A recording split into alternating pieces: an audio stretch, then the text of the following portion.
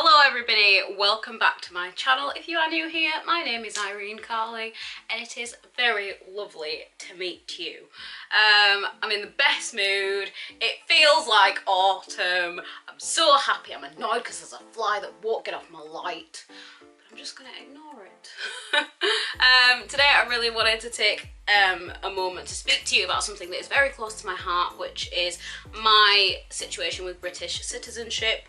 For those of you who don't know, I was born here in Bradford. I now live in Carlisle, Cumbria, but I am not legally classed as British, and it has costed me over £1,000 to make that happen. An extortionate fee, a huge story behind it, which I want to get into, but before we do, don't forget to hit that subscribe button and press the notification bell so that you can be notified every time I upload.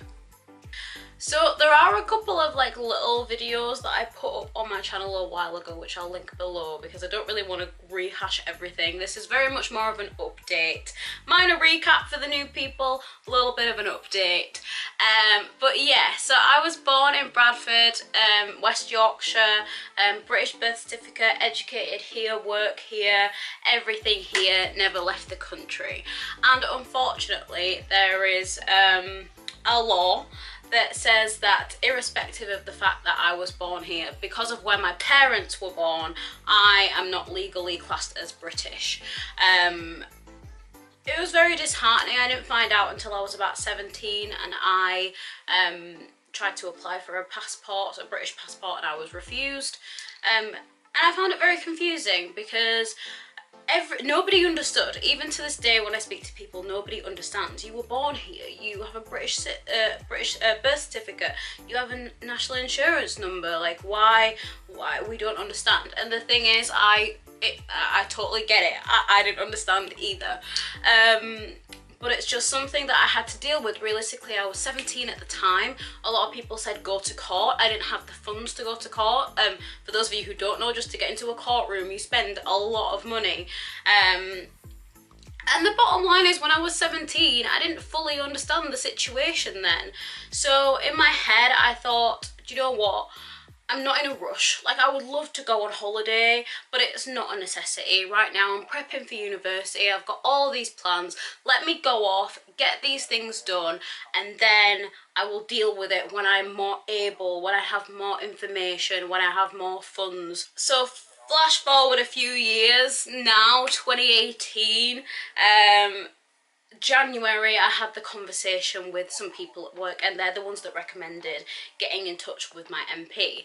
And in my head I'm thinking, okay, MP, Member of Parliament, like, these people have sway. If anyone's going to be able to help me, it's these people. At the time, I'm freaking out because it's cost me now £1,206, probably a bit more, but I'll get to that in a second.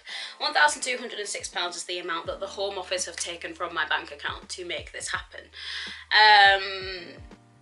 It's a lot. It really is a lot. And at the time, I didn't have access to those funds, so I was just trying to think, you know, this is not a just situation, surely there's something I can do, which is why I reached out to my MP. Even my MP was a bit clueless. He was very lovely and reached out to the Home Office, but they just reinforced what I had been told by the Passport Office all those years ago.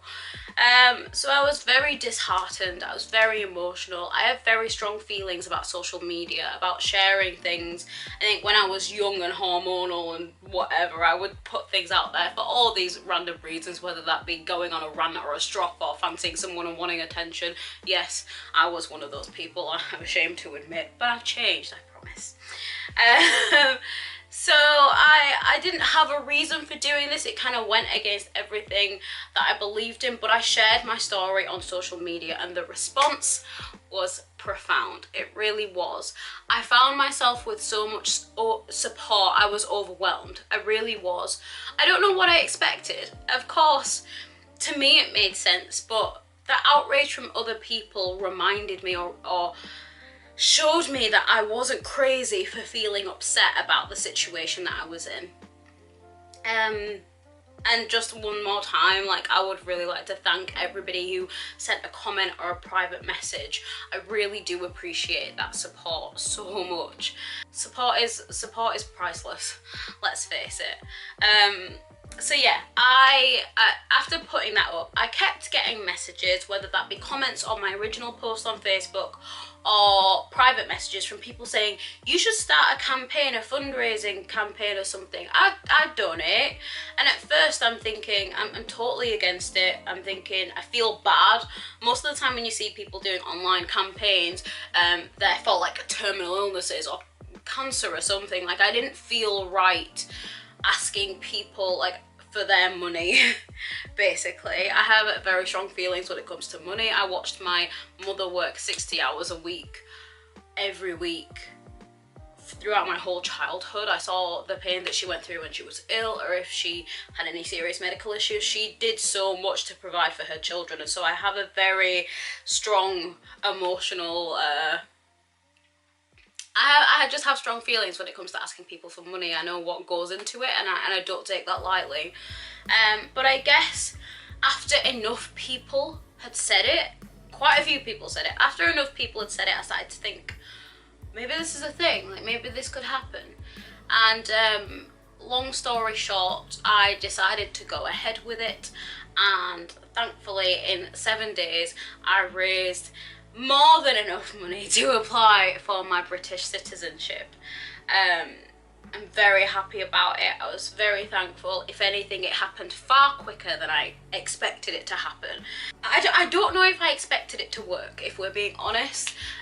When I put the campaign up there, I thought, let's put it up.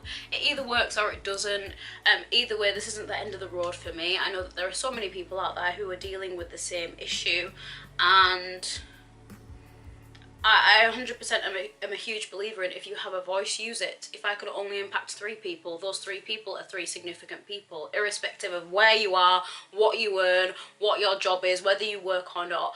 Your opinion, your thoughts, your contribution is important. And so if I can influence, if I can affect, if I can share this story with other people, then amen. And so I knew that this was never going to be the end of the road for me, whether I resolved my issue or not. So I guess my update is that I have now sent off my application. So what I had to do is print off this lengthy booklet, fill it all in. It was just usual stuff like name, address, if you've been married, what have your previous names been. There was a whole like good few pages on convictions. I don't have any, so skipped right on through that. Yeah. Had to get 2 references. Thank you very much to my 2 university lecturers who were both agreed to be my references. I'm very appreciative and very thankful. And yeah, I sent that off along with my bank details on one of the sheets of paper. And then about a week later, I got a letter saying you need to go and do your biometric residency permit. So, for those of you who don't know, to be honest, I'm still a bit funny about it. It's some form of identification, I know that much, but it's basically I had to go to the next town over because I couldn't find anywhere here. I had to go to the next town over to a post office. I had to stand in a booth, have a facial scan, have my fingerprints taken. I felt like a convict. And then sign on like one of those computer things, and then I paid £20, so it was an additional £20 on top of the £1,206 I'd already paid. Let me throw that out there. No shade. And yeah, that was it. I paid for it. That the post office send it off to the Home Office for you. It's supposed to be more secure that way. And that was it. I am now in waiting. It's been at least a month, maybe 2. Not sure, probably. Some of you are probably wondering why it took me so long. Long story short, you have to prove, which is ironic, that you haven't left the country you didn't leave the country from birth up until the age of 10, and then from the age of 10 you have to prove that you haven't left the country for more than 5 years at a time. So I had to get a lot of documents in terms of official documents from my primary school, my secondary school, my university, medical records, everything. So it took a bit of time, and even some of those things cost additional money. So even though I raised slightly above my target of 1,200 and whatever pounds it was, I think I made it with like 50p to spare or something ridiculous like that, if we're talking applying for everything. And I haven't actually applied for my passport yet as well, so, but I'm quite happy to pay for that myself. Thank you very much. That's the least I can do, I think. So yeah, now we wait. This is the situation I'm in. Citizenship is a very interesting thing in this country. In many countries, I understand that a lot of people manipulate the system, and there needs to be rules in place to safeguard the country, the country's finances, etc, etc. Does it feel just for me? No. Do I have very strong feelings? Yes.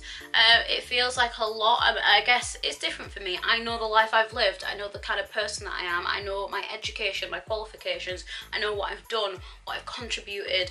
And in that sense, it doesn't feel just. But I can certainly appreciate the need for the vetting process. I just don't know that it's necessarily a perfect science right now, and I definitely feel that it needs a little bit of a tweak. So before I leave you, let me ask you this. An organisation got in touch with me. They are called, one second, the Project for the Registration of Children as British Citizens. It is basically a organisation, I won't say charity, but it's an organisation of people who work towards abolishing the fees, or at least I think they figured out that the actual amount of money that goes into the administration costs and whatnot for registering someone is roughly about £200 to £300. So they're working to abolish the rest of the funds, because why are people paying £1,000+ for something that should really only be £200 to £300? It makes no sense. I think it becomes a lot more difficult if you're a child and you are looked after, or you are in the foster system, and you don't have access to those funds. So this company, this organisation, are working towards abolishing the fees, specifically for children who won't have that support and need that little bit of support, that little bit of extra help. So what I would urge you to do is, I will put a link to their website down below. Have a look on there, see if there's anything that you can do to help out. I know that they partner with Amnesty International, and there is a petition on there. There's a few different things going on. Definitely I will link those links to the websites down below. Please have a look at the website. Please see how you can get involved. Even if it is just a case of signing your name on a petition, showing that you care makes a huge difference. I think for me, what I've realised is a lot of people just didn't know that this was going on. A lot of people were so shocked when they heard what I was going through and what I'd been dealing with and what I was struggling with for so long. And so I 100% know that it's not, the issue isn't people's willingness to get involved and to support and to help. It's that people don't have the knowledge, and you know what they say? Knowledge is power. So yeah, definitely have a look. I'm going to end the video there because it is already very long and I've been talking for a long time. But thank you so much if you have made it this far. I really do appreciate it. I appreciate all the support and the help. I hope you have the best week ever. Enjoy autumn because it's here and it's my favourite. Get all your dark colours on, enjoy it, and I will see you in the next video. Bye!